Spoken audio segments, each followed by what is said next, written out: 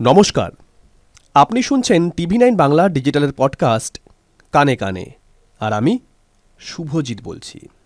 লুকিয়ে live in কত মাস jail খাটতে হবে জানলে দুবার ভাববেন। কোথায় ঘটছে এমনটা? টিভি9 বাংলা ডিজিটালের পডকাস্ট কানে কানের আজকের এপিসোড 667তে আপনার জন্য রইল সেই বিষয়ে বিশদ তথ্য। আজকের পডকাস্টটি লিখেছেন টিভি9 বাংলা ডিজিটালের সাংবাদিক ইপসা চট্টোপাধ্যায়। সমাজে রন্ধ্রে রন্ধ্রে ঢুকে পড়েছে পাশ্চাত্যের রীতিনীতি। তার যেমন ভালো দিক রয়েছে তেমন খারাপও রয়েছে। বর্তমানে বিয়ের আগেই একসঙ্গে থাকার প্রবণতা বেড়েছে। এই সম্পর্কের পোশাকি নাম লিভ ইন। বিবাহিতরা যেমন থাকেন তেমনই থাকেন, শুধু স্বামী স্ত্রীর পরিচয় থাকে না এই সম্পর্কে। অনেকেই নিজেদের বাড়িতে লুকিয়ে বাড়ি মালিকদের কাছে নিজেদের বিবাহিত পরিচয় দিয়ে লিভ ইন সম্পর্কে থাকেন। তবে লুকিয়ে বা মিথ্যা কথা বলে লিভ ইন সম্পর্কে থাকার দিন শেষ। লিভ ইন সম্পর্কে থাকার জন্য নিজেদের নাম নথিভুক্ত করাতেই হবে। নিয়ম না মানলে 6 মাসের জেল, 25,000 টাকা জরিমানা অথবা উভয় শাস্তি পেতে হতে পারে। এমনই একটা কড়া নিয়ম আনছে মুখ্যমন্ত্রী পুষ্কর সিং ধামির উত্তরাখণ্ড সরকার। 6 ফেব্রুয়ারি মঙ্গলবার বিধানসভায় পেশ হয়েছে অভিন্ন দেওয়ানি বিধি বা ইউনিফর্ম সিভিল কোড। এই প্রস্তাবনা আইনে পরিণত হলে লিভ ইন সম্পর্কের জন্য ডিক্লারেশন বা ঘোষণা করতে হবে। লিভ ইন সম্পর্কের নিয়ম: যদি 21 বছরের কম বয়সী কেউ লিভ ইন সম্পর্কে থাকতে চান, সেক্ষেত্রে মা বাবার অনুমতি বাধ্যতামূলক। এছাড়া রেজিস্ট্রারের কাছে গিয়ে বিবৃতি জমা দিয়ে জানাতে হবে যে তারা উত্তরাখণ্ডের বাসিন্দা কিনা।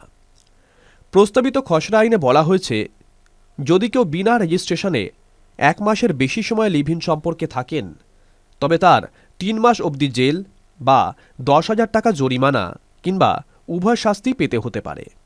লিভ ইন সম্পর্কে থাকার জন্য যদি কেউ ব্যক্তিগত তথ্য লুকোন বা মিথ্যা তথ্য দেন, তবে 3 মাসের জেল ও 25,000 টাকা অবধি জরিমানা দিতে হবে। লিভ ইন সম্পর্কে থাকাকালীন যদি সন্তান হয়, তবে তাকে বৈধ সন্তানের স্বীকৃতি দেওয়া হবে।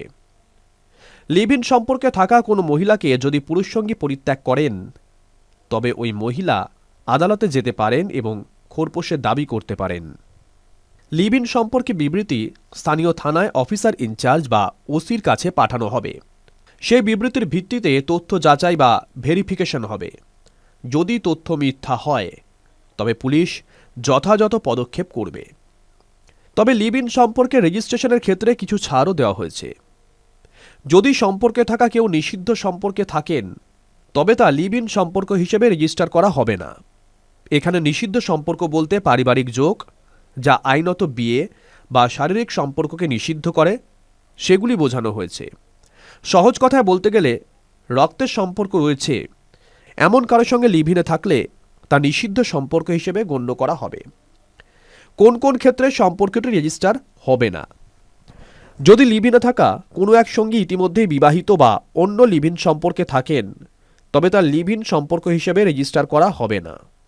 যদি লিভ ইন সম্পর্কে থাকা সঙ্গী নাবালক বা নাবালিকা হন, তাহলেও সেই সম্পর্ক রেজিস্টার হবে না। যদি জোর করে বা প্রভাব খাটিয়ে সঙ্গীর সম্মতি গ্রহণ করা হয় লিভ ইন সম্পর্কে থাকার জন্য, তবে সেই সম্পর্ককে লিভ ইন সম্পর্ক হিসেবে রেজিস্টার করা হবে না। লিভ ইন সম্পর্ক ভাঙার নিয়ম: ইচ্ছে হলে ব্রেকআপ আর তাতেই সম্পর্কের রীতি, তা হবে না লিভ ইন সম্পর্কের ক্ষেত্রে। লিভ ইন সম্পর্ক ভাঙার জন্য উভয় সঙ্গী বা একজনকে রেজিস্ট্রারের কাছে লিখিত বিবৃতি জমা দিতে হবে। পাশাপাশি ওই বিবৃতির একটি কপি প্রাক্তন সঙ্গী বা সঙ্গিনীকেও দিতে হবে। 2022 সালে 27 মে সুপ্রিম কোর্টের অবসরপ্রাপ্ত বিচারপতি রঞ্জন প্রকাশ দেশাইয়ের নেতৃত্বে একটি বিশেষ কমিটি গঠন করেছিল মুখ্যমন্ত্রী পুষ্কর সিং ধামির উত্তরাখণ্ড সরকার। সেই রিপোর্টের ভিত্তিতেই এই অভিন্ন দেওয়ানি বিধি বা ইউনিফর্ম সিভিল কোড।